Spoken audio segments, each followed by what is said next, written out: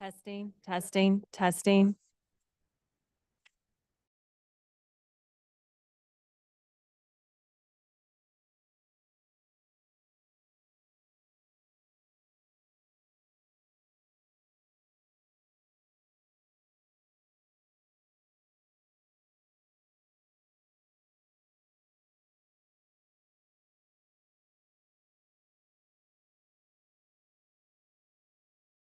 Hours later, I thought. Testing, testing, testing.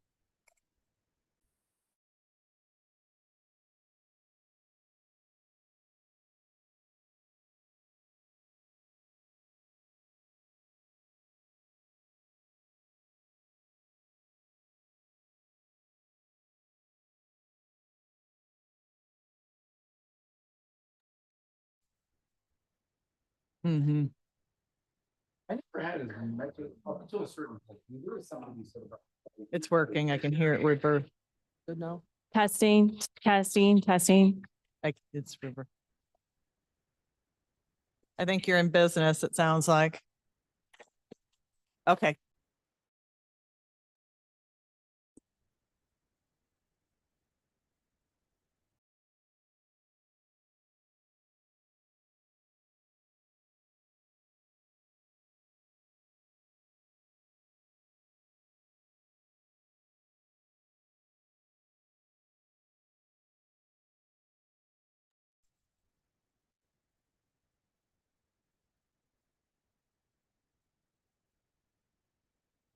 It's not as bad as like down south, but it's still here. Yeah. Where I live in the lake. Are you all set? Okay. Good morning. It's 9:09 and I'd like to call the Health and Human Services Committee meeting to order. Thanks for bearing with us. We have a new IT system, so we're just still working out some kinks.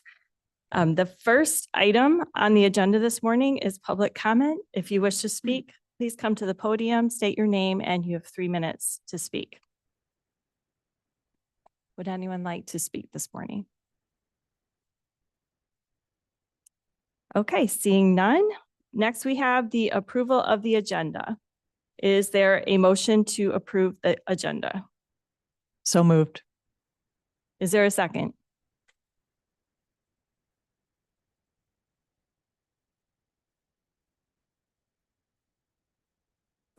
Doug Zylstra left the meeting. Oh, he did? Okay. Can we put them on phone? Just I do can it that call him way? back again. Yeah. Oh, he's back. Okay.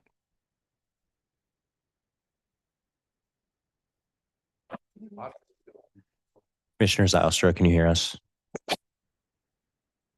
I can hear you, yes, but now I'm on twice, so I'm not sure. Nope.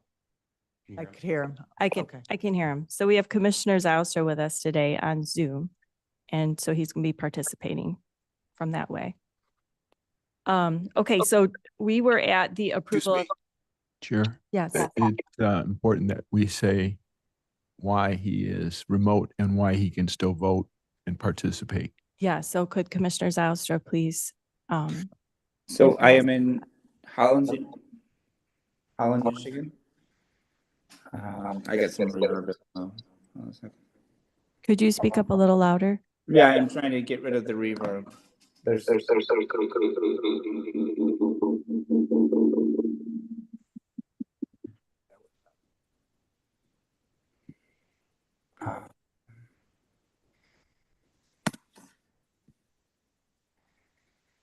Let me try once again.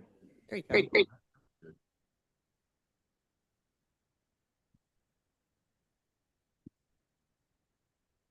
Okay, can you hear me?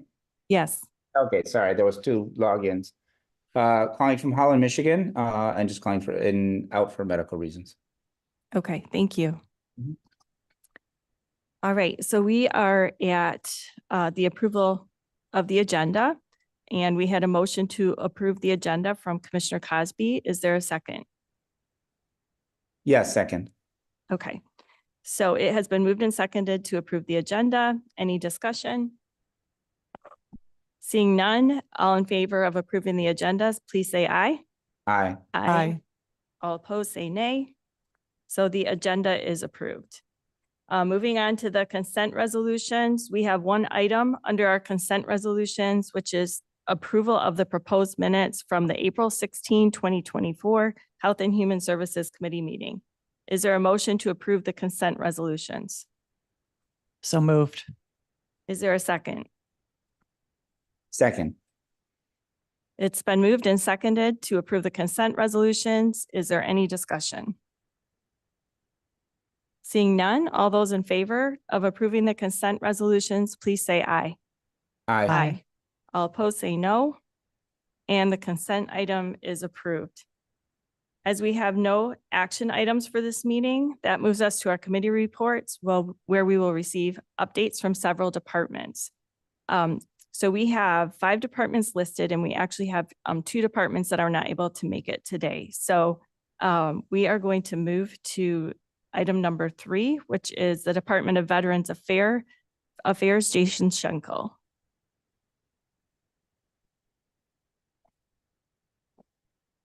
Good Morning. morning.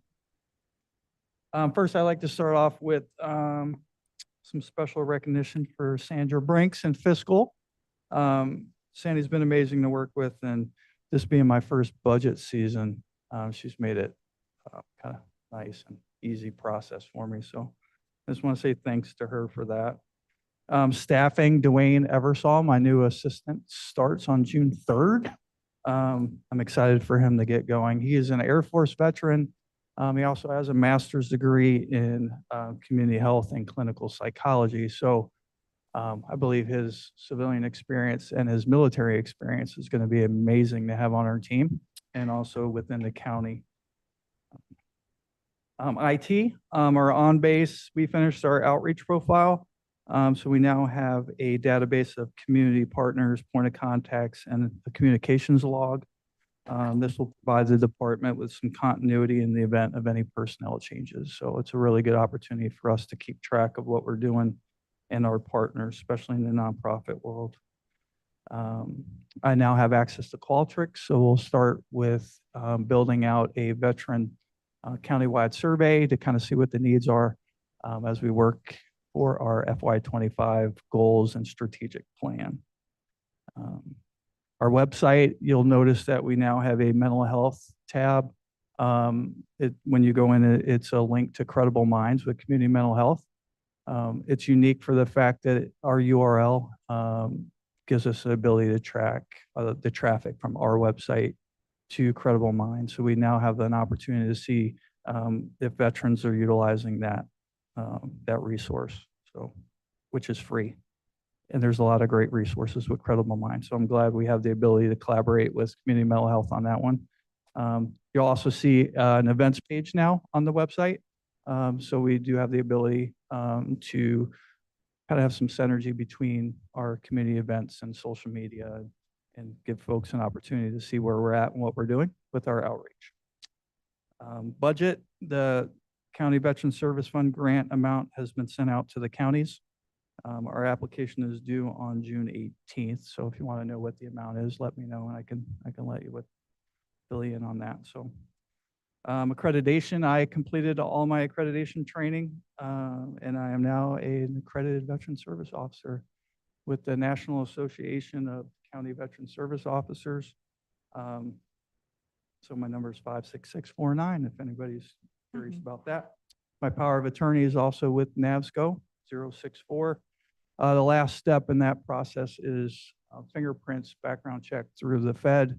And then I'll have access to the Veterans Benefits Administration at the federal level to track any claims and stuff that we're doing at the county for veterans.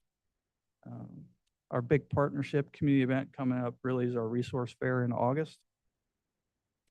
I have a meeting tomorrow with Shannon to discuss the remainder of this FY's comms plan, radio, print, billboard, social media, and additional event marketing materials.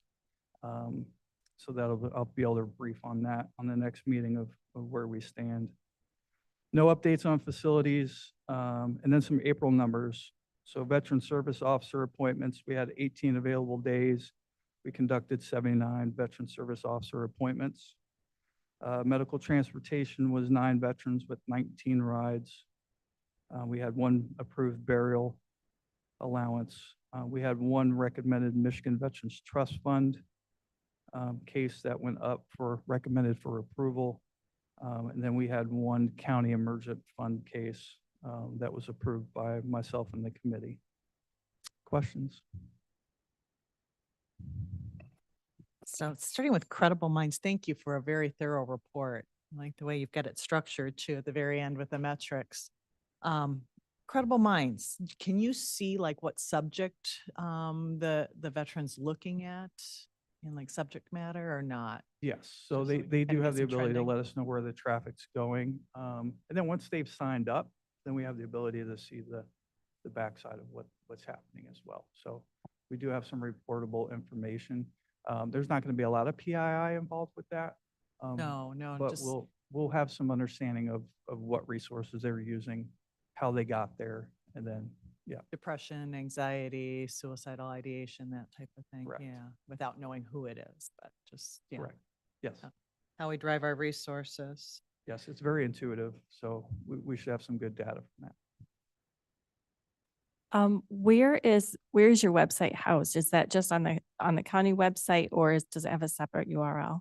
No, it's county website. County website, Yep. okay. Any other questions? It's exciting to see all the work you're doing, so I Yeah. appreciate the effort. Thank you. It's a lot of work. Yes. Thank you very much, Thank you. Jason. All right, next up, we have community mental health, and we have our new interim director, Dr. Michael Brashears. Welcome. Thank you. Glad to be here. Drove in from Crystal Mountain this morning.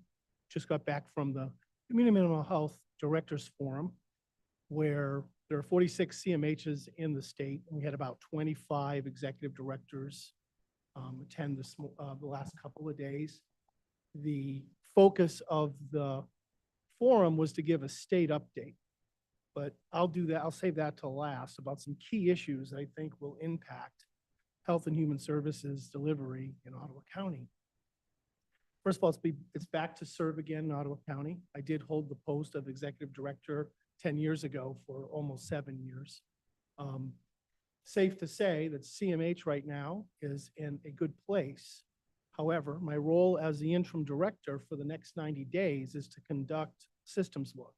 It's not only part of the CMH board policy that the interim director does that, I find it the appropriate role for an interim director to do, to look at how systems are being run within Ottawa County, both internally and externally.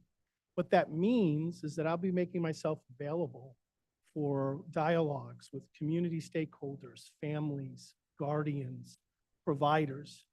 They're one of my primary concerns in a systems look to answer the question, are they getting what they're entitled to and what they deserve? Internally, I'll be looking at some of our, believe it or not, award-winning programs within CMH to understand the relationship between how services are delivered right now, how our access standards are being assessed and interpreted in terms of who gets into CMH.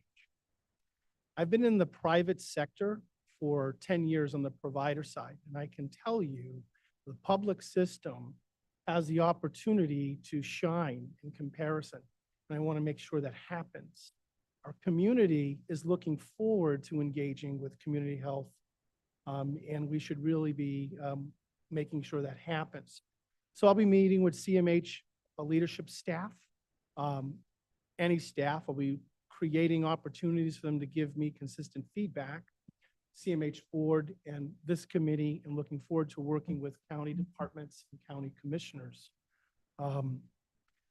I feel it's my goal as the interim to provide a comprehensive systems look to set the stage for a strategic plan for the Community Mental Health Board, and to help support the next director once appointed.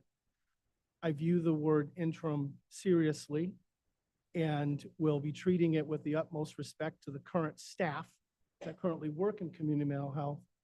I will be doing a thorough examination of how things are going and look forward to it. So that's a little bit what I'm going to be up to for the next 90 days. terms of state issues, I need to report to the committee that there is a dire threat to the way that case management and support coordination services are delivered within the public mental health system. Currently, the Michigan Department of Health and Human Services has a plan to enact what they're calling conflict-free case management. Sounds great. What is that? That means if you're an organization that delivers therapy services or clinical service, cannot be the same organization or the same structure that authorizes the service or even do the assessment. This is going to separate the traditional assess for what you need, then get authorized, then deliver the service. They're doing this under what's called the home and community-based standards. And if this subcommittee has not had a thorough review of those standards, I'd be happy to come back to it and give you a comprehensive orientation to what home and community-based standards mean and its impact to how services are delivered within the county, especially in the residential system.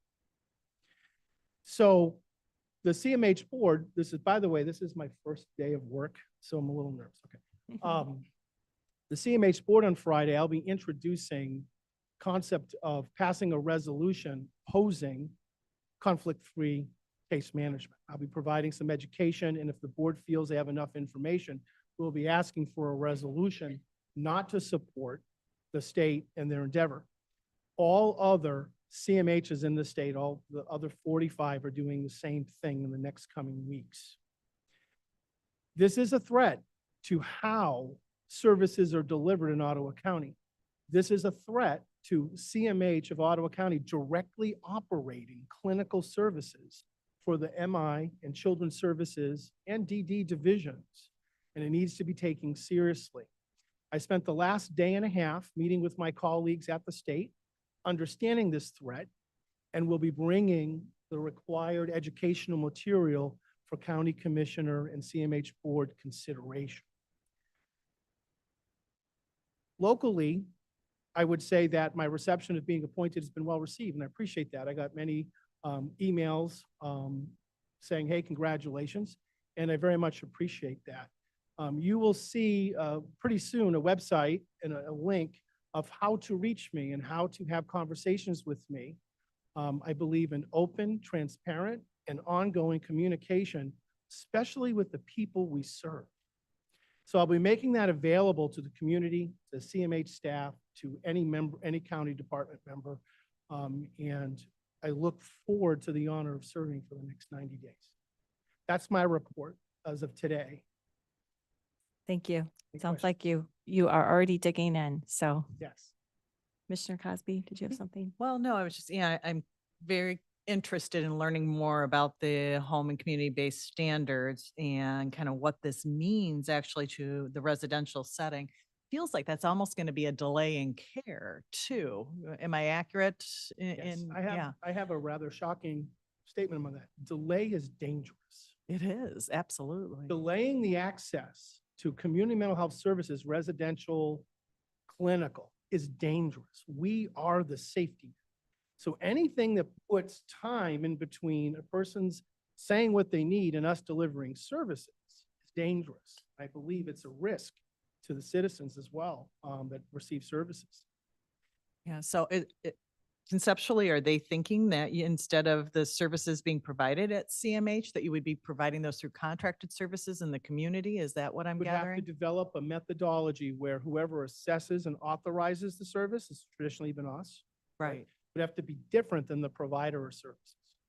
So you'd have to create a whole other division or another way of doing this that may be required to be a third party that isn't part of how we do it. So a contract provider that either has to deliver the service or authorize it. And as you know, in any good clinical process, you don't want the resident or the consumer to have to tell their story 7 times to Absolutely. get services. This isn't tolerated in the private sector, and it should not be tolerated in the public sector. I agree completely. So I look forward to Friday's meeting and learning more. So, thank you very much. Thank you for agreeing to join us as well, Dr. Michael Brashears. You are a highly regarded, award-winning mental health professional. And I've received so many, kind of statements of gratitude, being able to recruit you back. And I really appreciate your willingness to serve our community again. Thank you. Yes, could you hold tight just a second? You're good. Commissioner Zylstra, did you have any questions? No, I'm good. Thank you. And I appreciate your service. Thank you. All right, thank you. All right, next up, we have the Department of Public Health and Adeline Hambley.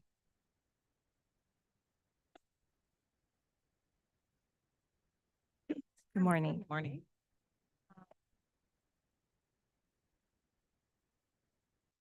Dates.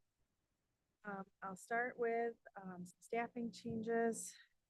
As you may be aware, Marsha Mansoray is retiring the end of May from her role as Deputy Health Officer after about 2 decades of service at Ottawa County, previously serving as epidemiologist. I would say, having worked with her for so long, that she's always demonstrated a commitment to excellence and dedicated to serving her community that will be missed, and that she has compassion, empathy, and leadership that has left a mark on all of us, and have the deepest gratitude for her years of service. As you also may be aware, the position was posted, and we had multiple candidates interviewed. The interview committee selected unanimously Elise Ugansky to fill the deputy role, and we'll be taking that role over and Marsha retires. Let's see, another position update. The position approved previously at the last board meeting, I believe, for the environmental health administrative assistant is now posted. I believe that there's quite a few applicants to that, so we're pretty excited about that. And I can keep you updated as that goes forward. Our budget has now been submitted. I think everybody's has, and there were some position requests included in that. I think from what I hear anyway, a lot of departments had submitted changes or regrading. I'm hoping to create kind of a, I don't know, Clip Notes version summary, because the new system has multiple different things to look at to see it. So at least you'll have like a single page at a glance of what the positions are. And I'll bring those or share those with the committee next month. Let's see. Some general health department, public health updates. So each year the Army Corps of Engineers does dredging at, I believe they're all done with Holland's Waterway, but they're working on Grand Haven right now. And so when they do that, last year we ran into problems. I'm not sure if you remember, but we had some problems with the beach where they put the dredging, like sand and sediment on the beach. We had some problems with some really high E. coli counts. And so working with the Army Corps of Engineers really closely, we believe it's bacteria suspended in the sediment at the bottom of the river, which is where they're pumping out for the dredging. And so trying to work with them to get it so it's not during peak summer swim season. And they're supposed to be, I believe they're hoping to even start today with some of the dredging, and we'll be going out there when they do that so we can sample from the slurry that they're pumping, just so we can get more data to figure out how long it's suspended in the water and takes to settle out and things like that. So we can, as you know, the dredging is ongoing. It's not just like done. They switch back to Calland and then back to Grand Haven. So hopefully we can have some better practices or protocols in place so that swimming is safe when they're doing that. So that will be happening in the next few weeks. So related beaches, our beach sampling will start up after Memorial Day. And so those results get posted online. And however, just because they're like a sample in time, they're mainly to let us see if there's a issue. So we only take samples once a week at the state parks or the Lake Michigan beaches. And so it lets us see if there's a spike, which is how we tried to narrow down and figure out what was happening with the dredging last year, because the numbers all of a sudden were very high, which is unusual for us on Lake Michigan. So it's more of a canary in a coal mine kind of a system. So we had just encourage people when they do go to the beach to not drink it and to wash their hands before they eat. And if they have young children, don't leave dirty diapers on the beach, things like that. So not necessarily just to rely on the water samples. So also starting up with seasonal, I think this was pretty detailed overview was provided because of the grant funding that was related to the vector sampling and cataloging for mosquitoes and ticks. And so I won't have a lot of detail to add to that other than that it is starting, and just to put out there that ticks are especially terrible this year. I think because of the short, we have a long, cold, winter. So they're especially bad this year. So precautions that people can take: long pants, bug spray, checking themselves when they're done walking, and their pets. So, but everything that we're hearing anecdotally so far, it's really, really bad season for ticks. The highly pathogenic avian influenza, we haven't had any additional farms named or identified. Right now, we're again kind of a supporting role, helping assist with any worker health monitoring, and if there is a complaint to illness, any sort of follow-up that the state might require. But truly the state, especially MDARD for the animal health and somewhat worker health, and MDHHS are far more of the lead agencies on that. And so they notify us when there's a herd identified, and then we assist mainly with the people components of the workers' health. One thing to note is MDARD is putting out guidance or protocol for fairs this summer that will not allow poultry at the fairs. And then I believe dairy cows that are lactating or pregnant, I believe. I can provide that clarification. I know we have some big fairs here in Ottawa once they have that. Just something to have on your radar. And then last, I asked Spencer Ballard to come to provide a quick update on the real estate transfer work group. And do you have any questions on anything previous?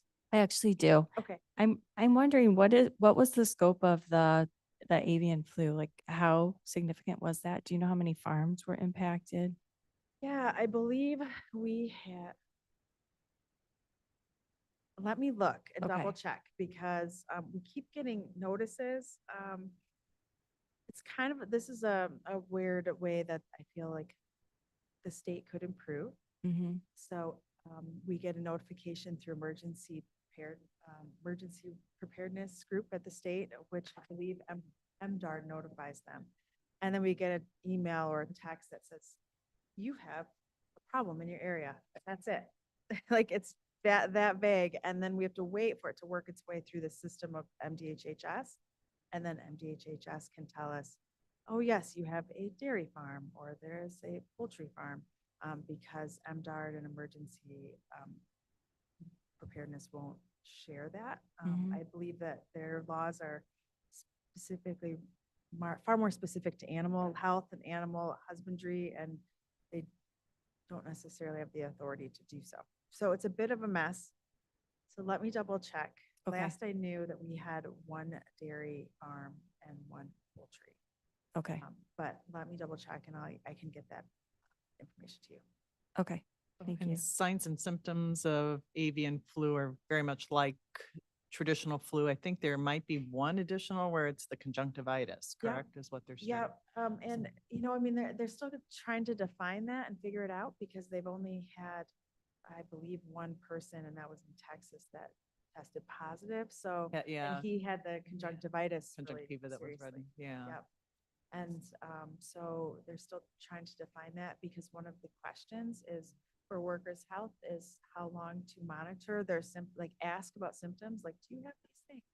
And right now, there's no end date, like, oh, you asked for 10 days and then they're clear. Because they're Right, I they was gonna just don't ask know. you that, yeah, Yeah. because typically with a flu, it's 3 to 5 days, or, it's like, and then once symptoms disappear for 24 hours, fever, for Yep. instance. Yep, and So- so none of that's been defined, because they have just the one person. And so I think this spectrum, I guess, of symptoms is pretty broad. And then there's no end state for asking that, just because they're trying to figure it out. I believe it's a single text every day for people to answer. The state does that. Like, do you have any of these things? Yes, no. That they send out every day. And the goal is to try and narrow down that. It's interesting I know we experienced some of that with COVID, but this is even earlier in the process, I feel like. It's interesting to see trying to define what this looks like when you have a case. But there's concern, right? Well, I keep an do eye think on we it. have flu in our community right now. I know of a few people. So just, it's like as a public service announcement, basically treat it then, would you say, as we would normally treat the flu? And then, I mean, again, that's as best as I can say at the moment. There just isn't really anything. I think that for some of the animals, they're not necessarily displaying some symptoms either. Well, definitely poultry are. It's pretty much, it's very deadly for the chicken farmers, right? The cattle are not seeing that same impact on their animals, and their animals recover. But for birds, it's especially bad. And so you might, one of the things that I think was on the last call for discussion is something that happens in the fall is a lot of schools go on field trips to different farms and to dairies, and that may be impacted because farmers are really, really trying to tighten down their biosecurity measures to prevent anything, especially the poultry farmers, because it's so the birds die so Lethal, easily from that. And then once it's found, they have to cull the whole flock in the barn. So there's a lot of tightening down on the farmer side to prevent that from occurring. So, but the human side of things is, yep, it's the flu. yeah, I think it's good to treat that if you are known or work at a farm with known outbreaks, to notify if you have flu symptoms, but it's just all kind of getting defined at the moment. So I know USDA, I can say, I think I mentioned that last time, that USDA had some teams here in Michigan and I know that they did go to a farm in Ottawa, and I can't remember where else, but they're trying to get a handle on it.